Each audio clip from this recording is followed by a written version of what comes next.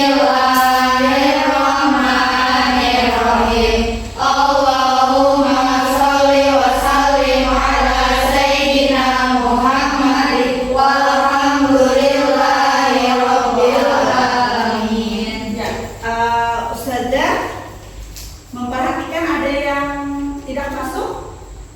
Ya. Berapa orang? Dua. Berapa orangnya? Syuhada.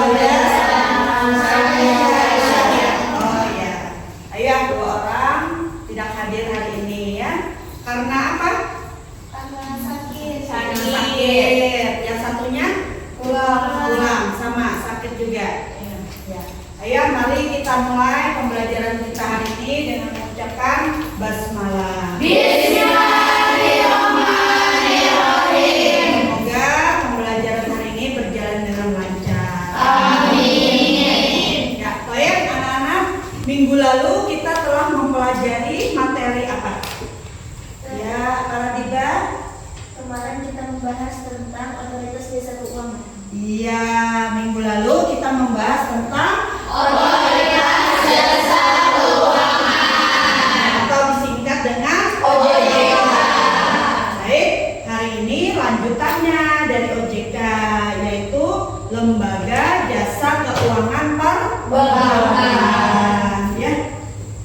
Apa tujuan pembelajaran kita hari ini? Peserta didik mampu menjelaskan mengenai pengertian dan fungsi bank dengan benar setelah membaca materi. Kemudian tujuan pembelajaran yang kedua, peserta didik mengidentifikasi jenis bank dengan tepat setelah mengumpulkan informasi dan melakukan diskusi. Sebelum kita mulai, kita kasih kesemangatan dulu ya. Ya, Darul Istiqomah. Darul Istiqomah. Lebar Gipat. Semangat semuanya ya. Kita belajar tentang lembaga jasa keuangan Perbankan. Menyimpan uang biasanya dilakukan di celengan atau di bawah bantal mungkin neneknya. Atau di mana lagi? Di bawah karpet. Di bawah karpet. Di bawah mana lagi kan? Di beras. Di beras, ya betul. Itu merupakan salah satu cara untuk menyimpan uang pada zaman dahulu. Sekarang sudah menyimpan uang di mana? Di bank. Selain untuk menyimpan uang, untuk apa lagi kira-kira? Untuk Investasi. investasi. Bagaimana caranya investasi di bank? Kata Kalbi, investasi di bank. Apa kira-kira produk perbankan yang digunakan untuk investasi? Siapa yang tahu? Deposito investasi nggak? Investasi ya, dengan menyimpan uang dalam bentuk deposito di bank, maka itu juga merupakan investasi. Saya minta kita membentuk kelompok. Satu kelompok berapa orang? 3 Tiga. Kalau tidak cukup boleh 4 orang. Ya, ya silakan berdiri, bentuk kelompoknya masing-masing.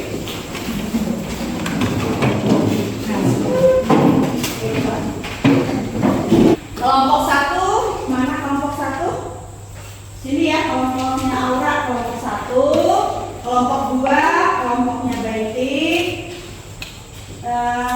Kelompok 3, kelompoknya Sabira. Kelompok 4, kelompok Aida ya. Ustazah ingin menyampaikan dulu penilaian yang akan Ustazah lakukan pada pembelajaran hari ini, yaitu yang pertama penilaian sikap, yang kedua penilaian pengetahuan, yang ketiga penilaian keterampilan ya. Anak-anak, sekarang Ustazah kasih waktu 10 menit untuk membaca materi terlebih dahulu tentang lembaga jasa keuangan perbankan. Ya.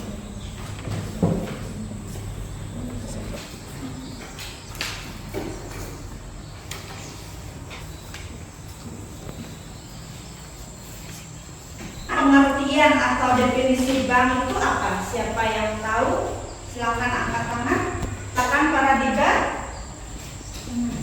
Bank adalah badan usaha untuk menghimpun dana masyarakat dalam bentuk simpanan dan disalurkan kembali kepada masyarakat dalam bentuk kredit atau bentuk-bentuk lainnya dalam rangka meningkatkan hidup rakyat banyak. Iya, betul sekali.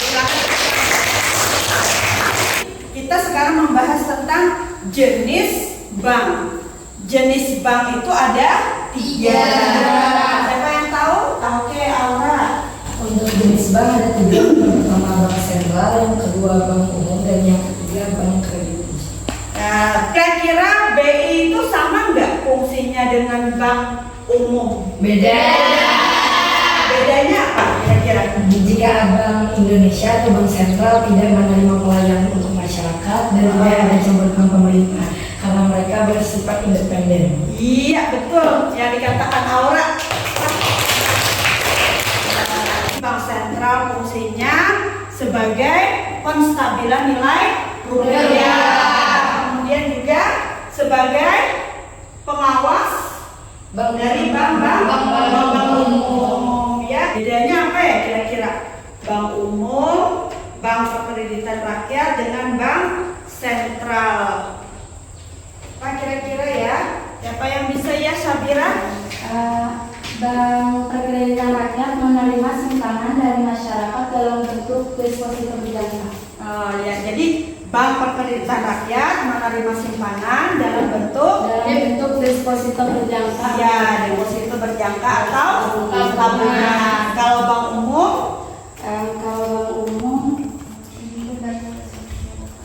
menghimpun dana dari masyarakat dalam bentuk simpanan berupa berupa tabungan. Yang kedua, jenis bank berdasarkan Kepemilikan. Ada berapa? Ada 2. Siapa yang bisa angkat tangan? Ya. Sekian. Kepemilikan terbagi 2, yaitu bank pemerintah dan bank swasta. Iya. Yang kedua, bank swasta, yaitu bank yang dimiliki oleh perorangan. Iya, bank yang modalnya dimiliki oleh orang. Contohnya apa aja? Contohnya bank BCA. Bank BCA. Yang ketiga, berdasarkan organisasi terbagi berapa? Siapa masih ingat? Ya, Aura. Ada 3, yang pertama unit bank, yang kedua bank dan correspondent bank. Iya, tepuk tangan lagi. Siapa yang masih ingat pengertian unit banking? Ya, Mbak Naila. Bank yang hanya memiliki satu organisasi dan tidak memiliki cabang di daerah lain. Iya. Yang kedua, Brenko banking. Siapa yang tahu? Kesa. Bank yang memiliki cabang-cabang di daerah lain. Iya. Terakhir, korespondensi banking. Apa kira-kira? Ayo, Sabira. Bank yang memeriksa dokumen ekspor, impor, dan melakukan kegiatan usaha di luar negeri. Iya. Sekarang Ustazah ingin menampilkan video ya. Kamu juga akan mengetahui keterkaitan jenis-jenis bank. Terakhir, kamu juga akan diajak untuk mengetahui produk-produk perbankan. Fungsi bank sentral itu untuk apa salah satunya? Untuk menjaga moneter negara. Iya. Tapi kalau bank umum fungsinya apa bank umum itu? Sebagai tempat Menyimpan uang. sebagai Perantara menabung, sebagai perantara lalu lintas pembayaran. Ya, anak-anak, usaha bank itu pasti mempunyai kendala juga, ya kan? Produk-produk bank. Produk bank itu kan tabungan, kemudian juga simpanan dan juga Giro. pinjaman, ya atau giro juga ada. Jadi pinjaman yang biasa disebut dengan Kredit. itu bisa terjadi macet nggak? Bisa. Jadi yang disebut kredit macet itu yang seperti apa? Ada yang tahu? Aura? Tidak ada seseorang yang melakukan pinjaman antara bank dan orang tersebut sesuai sesuai perjanjian tetapi tidak dapat mengembalikan uang kembali dengan tepat waktu atau tempo waktu yang telah ditentukan. Iya, betul. Kira-kira apa permasalahannya ya? Kenapa jadi kredit macet bisa terjadi? Aura, yang lain? Ayo. Ya, Sabira. Karena hilangnya suatu pekerjaan, makanya dia tidak dapat menghasilkan uang lalu terjadinya kredit macet. Iya, karena hilangnya pekerjaan. Nah, sekarang coba kita lihat tayangan kasus-kasus kredit macet. Adalah juga harus dilihat bagaimana volume pembiayaan pendidikan cukup tinggi. Artinya apa? Pada saat Sebelum bank memberikan pinjaman itu, mereka juga melakukan apa? Ada nggak yang menangkap tadi di videonya? Mereka juga melakukan kehati-hatian dalam memilih debitur. Iya. Dan juga berhati-hati berkesepakatan bersama debitur. Betul. Bank juga memiliki kehati-hatian dalam menentukan layak atau tidaknya debitur tersebut menerima pinjaman. Sekarang silakan kalian diskusikan di kelompoknya masing-masing. Tugas kelompok menganalisis permasalahan kredit macet ini ya. Yang pertama, mengapa kredit macet bisa terjadi?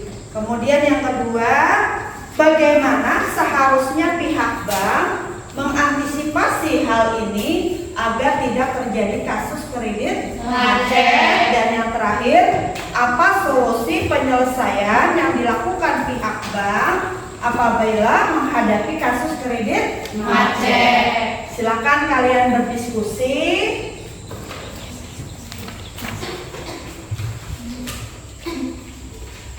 Ya, silakan dicari referensi di buku atau di internet ya.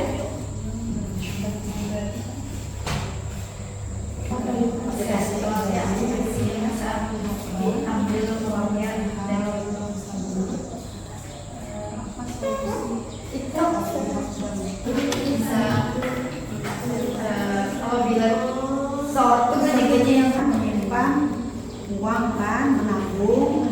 Nah itu juga supaya kita simpan uang di bank, kita diberi bunga. Kelompok 1 kelas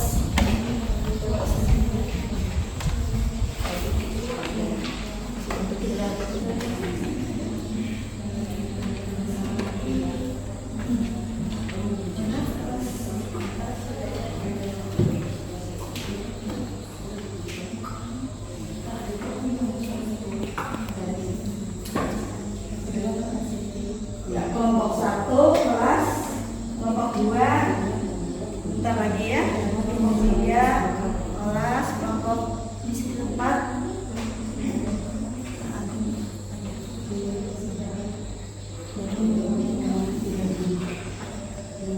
Sekarang kita mulai yang sudah selesai dulu ya. Yang sudah selesai, kelompok 1 silakan presentasikan hasil diskusinya. Baiklah, untuk hasil diskusi dari kelompok 1, jawaban yang pertama dengan pertanyaan mengapa kredit macet bisa terjadi adalah kami mengambil 2 contoh atau 2 kesimpulan yang telah mendapatkan. Yang pertama adalah biasanya karena debitur kehilangan pekerjaan utama, yang misalnya contoh pada saat COVID adalah orang-orang banyak di PHK dan pekerjaan utamanya. Lalu yang kedua adalah debitur yang melakukan peminjaman dengan alasan untuk pembukaan usaha, akan tetapi usaha yang akan dilakukan debitur gagal. Jadi biasanya Assalamualaikum warahmatullahi wabarakatuh. Waalaikumsalam warahmatullahi wabarakatuh. Ini pertanyaan yang pertama adalah mengapa kredit macet bisa terjadi. Tapi sebelum itu, kredit macet adalah pinjaman yang mengalami kesulitan dalam menyelesaikan kewajiban dari pelanggan kepada bank atau lembaga keuangan baik sengaja ataupun tidak sengaja.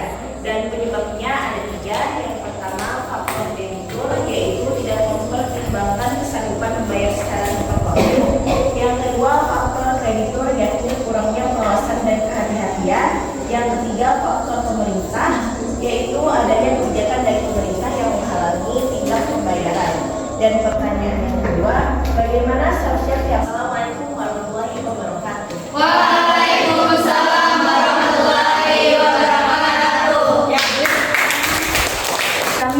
di sini dari perwakilan dari kelompok 3. Sebelumnya izinkan saya untuk memperkenalkan anggota kami. Saya sendiri Sabira Fita Rahmani, lalu di sana ada Siti Nur Khotimah, Rizta Pratiwi, dan Humaira Aziza.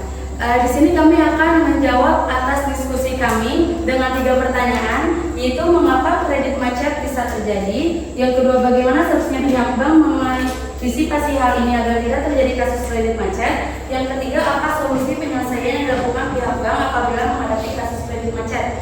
Yang pertama adalah mengapa kredit macet bisa terjadi. Di sini kami mendapat dua jawaban, yaitu melalui faktor internal dan faktor eksternal.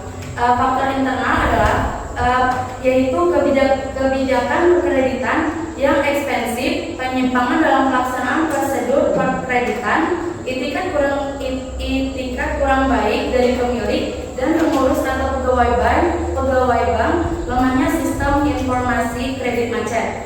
Lalu di sini yang melalui eksternal, yang kedua eksternal, penyebab mungkin dari sini hasil dari diskusi kelompok kami. Assalamualaikum warahmatullahi wabarakatuh. Waalaikumsalam warahmatullahi wabarakatuh. Hasil diskusi kalian tadi, Ustazah rasa semua bisa memecahkan solusi, ya kan? Apa bisa terjadi kredit macet? Apa kira-kira langkah bank untuk mengantisipasi kredit macet tersebut sebelum memberikan pinjaman? Dan apa yang dilakukan oleh bank ketika menghadapi kasus kredit macet? Dari pelajaran hari ini, apakah kalian paham? Materi kita hari ini tentang apa tadi? Tentang bank. Ya, tentang bank atau lembaga jasa keuangan. Apakah kalian senang belajar? Ya, alhamdulillah kalau senang ya. Dengan kerja berkelompok lebih senang. Nanti minggu depan maunya seperti ada permainan ya. Apa lagi kira-kira? Berkelompok lagi ya, karena kalian suka mencari tahu di internet ya enggak? Ya. Sebelum kita tutup, kita post test dulu sekitar 5 menit dengan 5 soal. Silakan Akna dibagikan.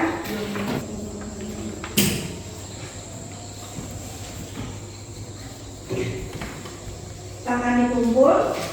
Asia, ketua kelas, silakan kumpulkan bagi asrama-nya.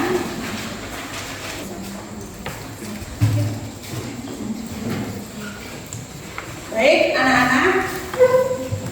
Untuk minggu depan, silakan kalian pelajari lanjutan materi pada hari ini. Yaitu siapa yang sudah tahu?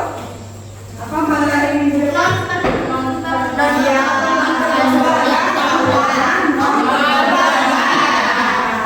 Silakan dipelajari sebelum kita lanjutkan pembelajaran minggu depan. Baik, Bapak Ibu Bihaja, hayya makro, alhamdulillah.